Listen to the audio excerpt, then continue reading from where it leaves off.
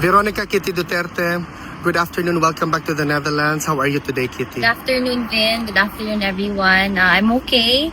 As usual, I arrived earlier this morning, pero I kind of got used to it already, so hindi na ganun ka lala yung jet lag. How are you feeling under the heat ng Dutch Mainit. weather? Marami akong reklamo papunta dito kasi mainit. Pero I think it's better kasi at least I get to bring less clothes. Kaya my luggage isn't that heavy anymore. Kit, a lot of people wanted to ask you directly, no, how's former President Duterte? He's okay. For the first time in many visits I've had with him, hindi ako naka-shades kasi hindi ako umiyak. So the first time I saw him today kasi he looks okay. And we had a long and good talk today.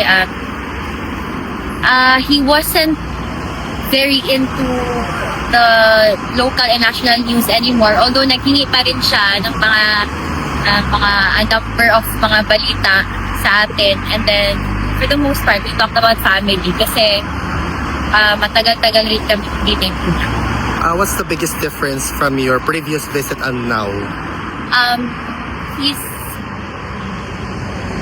I think my last visit, yung itsura niya pareho lang. I think his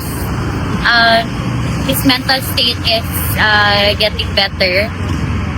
But I think the biggest difference is yung buhok niya. It's back to being longer again, wavy, na parang, kasi may dye may brown dye, tapos mixed with yung white hair niya, kaya parang blonde.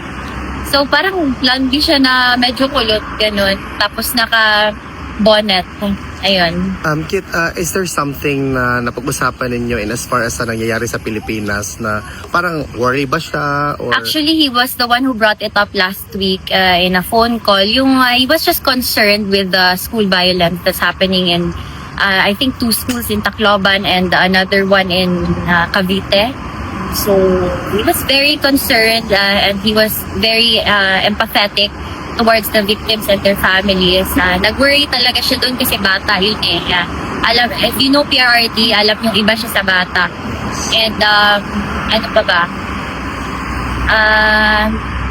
Yung school violence and kinamusta niya yung families. Kasi, I mean, losing a child, unimaginable siguro talaga. So, ayun. What is your stake on that particular occurrence, Kit? Sorry, the Ano yung school ano mo? violence. Oh, the school I violence. think I saw from social media that people are playing video games. We all know that's not true.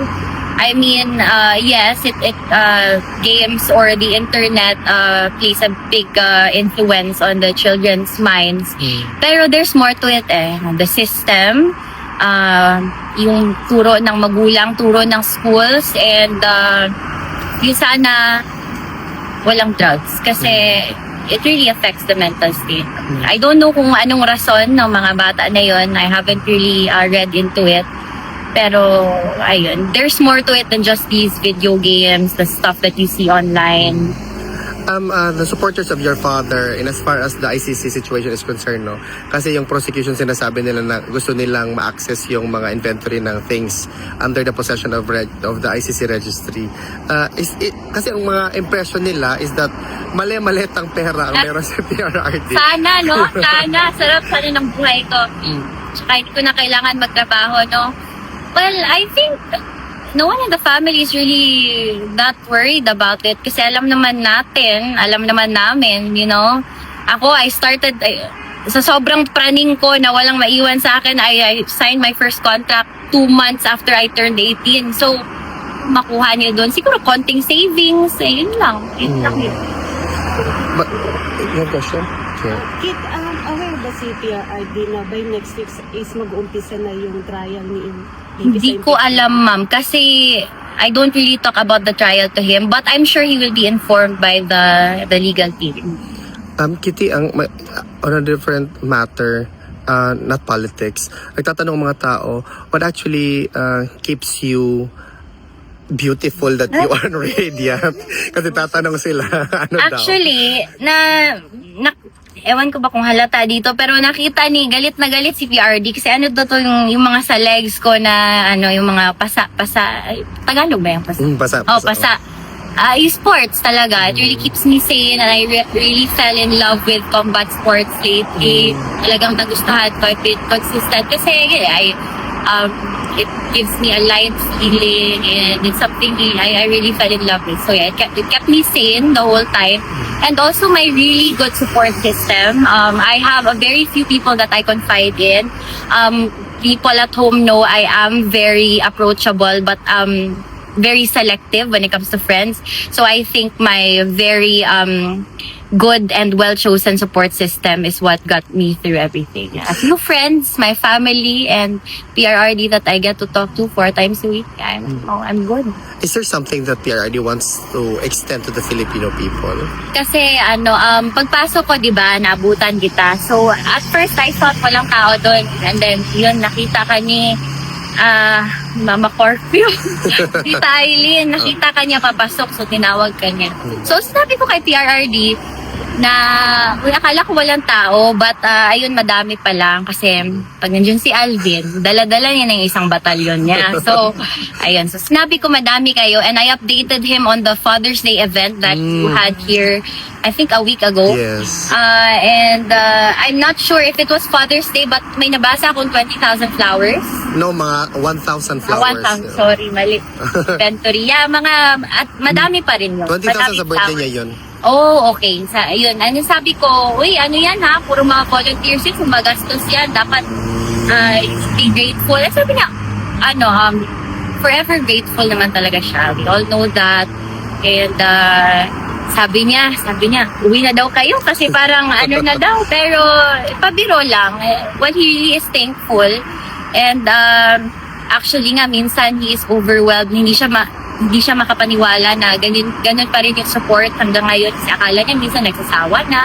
But to be fair, it's been more than a quite year. a long period of time already. But he's thankful and he's grateful to know he extends his never-ending gratitude to you all, not just for supporting him, but for supporting the whole family. Kit, please extend to your father na we will never stop. May question ka. Kit, anong comment na PRRD din sa bago mo tapo? Ito ay actually last year pa to, but Ganda. minsan nakakalimutan niya. And so today, since I'm wearing yung t-shirt lang, hindi na long sleeves, nagtanong siya kung kailan ba to napatatugin, ganyan. Alam mo yung there's a hint of parang frustration sa mata niya kasi syempre ayaw niya ng tattoo, lalo na pag babaeng anak. Pero sabi ko, wala, mukha mo to anong magawa mo, di ba? So, I gave him a recap on the story of this tattoo. This was a picture taken by my mother 2017 sa dining table ng Doña Luisa, yung sa may gitna, greenhouse. And then, ayun, actually nagdadabog ako dyan, nakalimutan ko yung rason kung bakit ako galit. Umiiyak ako, may hinahawakan akong mani dito, tapos, tapos, yun nga, umiiyak ako. Kaya sabi niya, halika dito sa lap niya. How is the love of Papa? Ayun. Kaya niyayakap niya ako dito. And then, ayun. And then my mother took it. Tagal na rin. Almost 10 years ago. Kit, do you have a concluding statement para sa interview natin for today to address the Filipino people? I'm very grateful to see you all today. Kahit init, lamig. I've seen you the whole time, especially you, Vit. So maraming salamat sa inyong lahat and for the Filipinos na patuloy pa rin Tagalog niya. Basta ka nang nagakuan gihapon, nagapasubaybay. To everyone who's keeping up na lang, English lang. To everyone who's keeping up and to everyone who's showing their perpetual love, support to the whole family, especially to PRRD. Daghang salamat sa inyong tanan. I hope I get to see all of you soon and palakas tayong lahat. Palapit ng 2028. Mabuhay tayong lahat. Thank you, Kit. Mabuhay ka.